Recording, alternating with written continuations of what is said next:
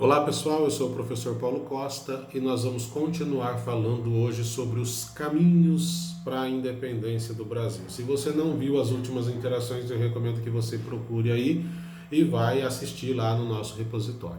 Turminha, como a gente já viu, né, o Brasil, a família imperial, ela vem para cá forçada aí pelo domínio napoleônico e aqui no Brasil a gente vai ver dois movimentos importantes políticos sendo formados aí que vão ter implicância na revolução que vai dar origem aí à independência do Brasil. Uma revolução praticamente branca, uma revolução sem armas, mas uma revolução, tá bom? Então,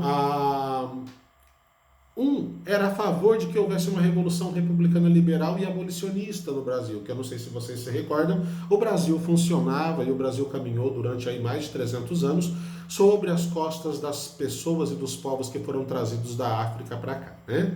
Então, e o outro ele era formado por uma elite agrária que existia no Brasil, que era muito conservadora, ligada aí às tradições portuguesas, e as movimentações elas se tornavam as causas da independência do Brasil, colocando a proclamação, né, de soberania como a única alternativa, apesar do intuito de manter um sistema tradicional no Brasil.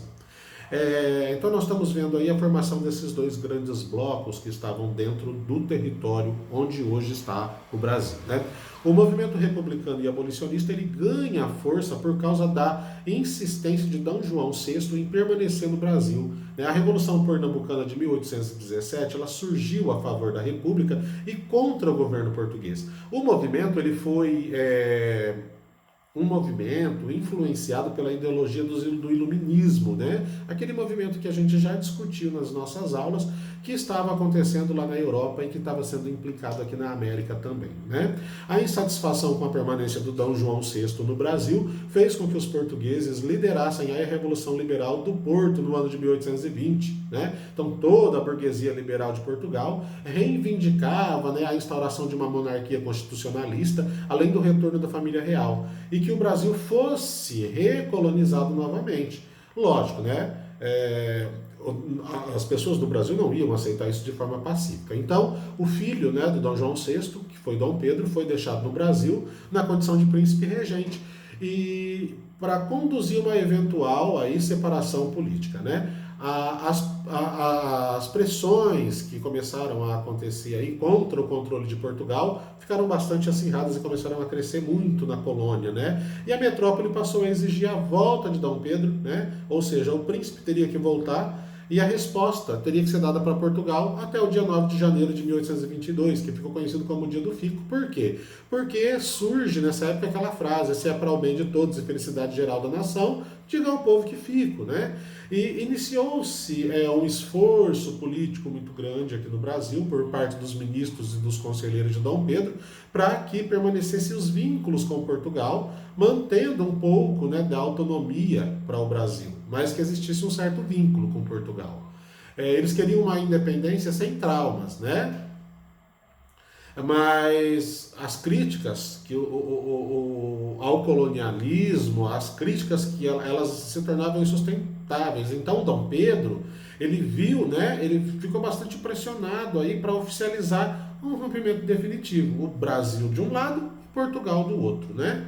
Então, nós vamos ter no meio desse impasse aí a família real portuguesa, né? Então, um dos fatos que ajudou a desencadear, né, a independência do Brasil, a gente não pode esquecer que é, de fato, a família real portuguesa está vivendo no Brasil e dando ao Brasil aí uma cara de país, né? Aí o Brasil não ia aceitar mesmo, de jeito nenhum, ser recolonizado, voltar a ser colônia. Por quê? Porque já tinha as pompas de um país, as pessoas já estavam acostumadas com essa estrutura, né? Então a família portuguesa e toda a sua corte, que era composta por nobres, servos e muitos empregados, né? Vieram para cá com grandes bibliotecas que possuíam mais de 60 mil livros, se estabeleceram no Brasil e ficaram aqui de 1808 até 1821, quando Dom João foi obrigado a retornar para Portugal, né?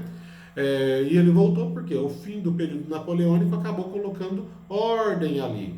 Então, a Revolução Liberal, como eu comecei a falar para vocês aqui no comecinho desse bate-papo nosso, foi um movimento que acontece em Portugal, né? Na cidade do Porto, em 1820, E ele vai se espalhar muito rápido e vai atingir Lisboa, que era a capital do país, que exigia, né, de certa forma, que as pessoas voltassem, que o reino voltasse para lá e que o Brasil voltasse a ser uma colônia, né? Então, no decorrer dos acontecimentos, o apoio da burguesia, do clero, do exército, da nobreza, foi fazendo com que esse movimento crescesse, né? E a Revolução foi diretamente ligada à história do Brasil durante o século XIX. Gente, a gente não pode esquecer também que no ano de 1820 Portugal enfrentava uma crise econômica, política e social muito grande, né? Primeiro porque a família real não habitava no país desde 1808, então vocês imaginam, né? Quando ele fugiu então da invasão das tropas do Napoleão Bonaparte. E a corte estava vivendo aqui no Brasil. A situação mais importante foi a abertura dos portos brasileiros, né? O que finalizou aí o monopólio comercial do Brasil com Portugal. Então o Brasil agora não vendia só para Portugal. O Brasil agora também tinha estreita relação com a Inglaterra, e isso fez com que uma crise econômica muito grande chegasse ali no país, né? E a economia lusitana queria de toda forma que o Brasil voltasse a ser uma colônia para que a ordem anterior fosse restabelecida. E não tinha mais volta, né? Os conflitos de interesse entre os dois países, eles eram muito grandes, né? Provocando aí várias brigas entre os dois países, que vai levar, logicamente, à independência do Brasil após a proclamação da República do país, né? Não mudou muita coisa. Aliás, desculpa, vai levar o Brasil à independência e as buscas, então, para transformar o Brasil de um reino em uma república aí ao longo de algumas décadas, né?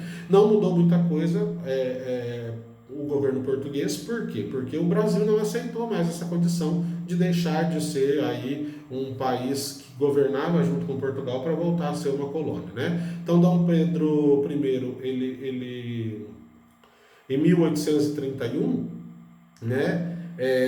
No dia 7 de setembro de 1822, o Brasil se torna, então, independente de Portugal. Em 1831, Dom Pedro I abdica do trono, né?